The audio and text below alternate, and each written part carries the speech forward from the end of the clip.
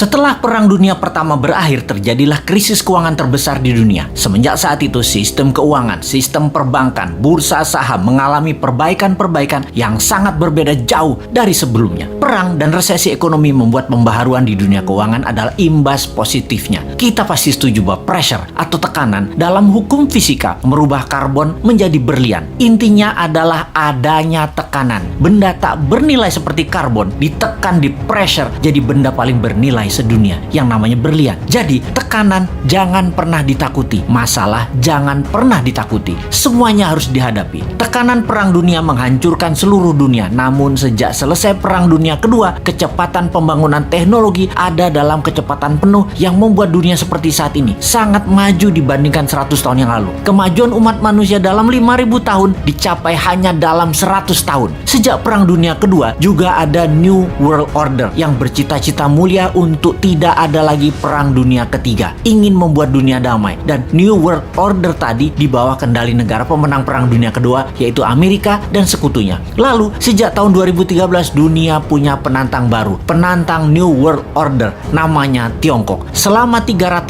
tahunan Tiongkok menguasai perdagangan. Tiongkok kemudian dikerjain sama Eropa di awal abad 20, dihajar Jepang, sehingga dalam 200 terakhir penjajahan Eropa membawa kemunduran bagi Tiongkok. Deng Xiaoping kemudian punya ambisi besar, yaitu rebut kembali perdagangan dunia di bawah kendali Tiongkok. Dan kemudian faktanya adalah dalam 40 tahun, sejak tahun 1989 hingga saat ini, Tiongkok membuktikan telah menjadi negara perdagangan nomor 1 di dunia lagi. Menjadi negara kedua terkaya di bawah Amerika. Dan di tahun 2013, Tiongkok mulai ekspansi ekonominya. Strategi mencaplok ekonomi itu namanya BRI atau Belt Road Initiative, atau juga dikenal dengan nama lain, OBOR, One Belt One Road. Dunia diikat atau di belt menjadi satu, semuanya ke arah Beijing. Negara di bawah Tiongkok diperlakukan seperti provinsinya Tiongkok, sampai menggunakan yuan mata uangnya. Banyak negara Afrika, Asia, Amerika Latin yang mulai dikendalikannya. Memang ekonominya negara tersebut terlihat maju, tetapi hanya fisiknya saja yang maju, yaitu gedung, jalanan, namun kedaulatannya terambil, terutama uangnya. Sungguh, darahnya ekonomi adalah uang, dan uangnya itu harus pakai yuan. Di tahun 2016, seorang sontoloyo yang namanya Trump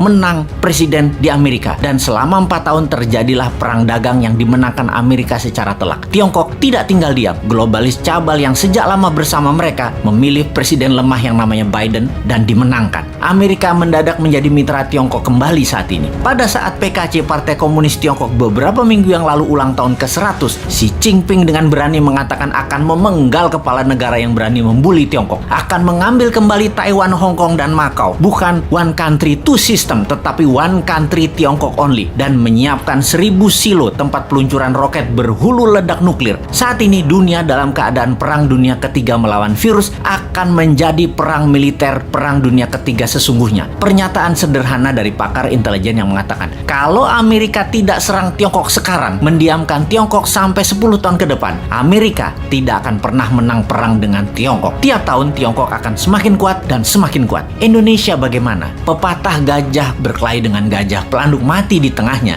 Jangan sampai terjadi. Amerika dan Tiongkok berperang, jangan sampai Indonesia jadi pelanduk mati di tengahnya. Kita harus segera berdaulat. Ambil kesempatan ini untuk berdaulat. Inilah masa yang tidak ada lagi yang terbaik dibandingkan masa ini. Pertama, Bappenas membuat perhitungan dengan rinci. Berapa cost accountingnya untuk Indonesia menjadi negara superpower di tahun 2045? Berapa biayanya? Buat 3 step. Menjadi negara berdikari di tahun 2025, menjadi negara maju 10 tahun kemudian dengan dasa chip hingga tahun 2035, dan menjadi negara superpower di tahun 2045. Step pertama adalah menjadikan Indonesia negara berdikari, mampu berdiri di atas kaki sendiri hingga tahun 2025. Memerlukan uang katakanlah 6.000 triliun, yang 50%-nya untuk UKM ekspor dan ketahanan pangan. Sisanya untuk kesehatan dan sarana tempat tinggal serta jalanan distribusi. Kita printing rupiah biru, rupiah baru yang masa berlakunya 10 tahun. Dalam 6 bulan ini sampai akhir tahun 2021, hitung rinci dan gelontorkan mulai awal tahun 2022 dengan kecepatan penuh dan secepatnya kepada UKM-UKM. Lihat hasilnya bagaimana strategi New Mind ini akan menghasilkan karya, yaitu Indonesia negara superpower.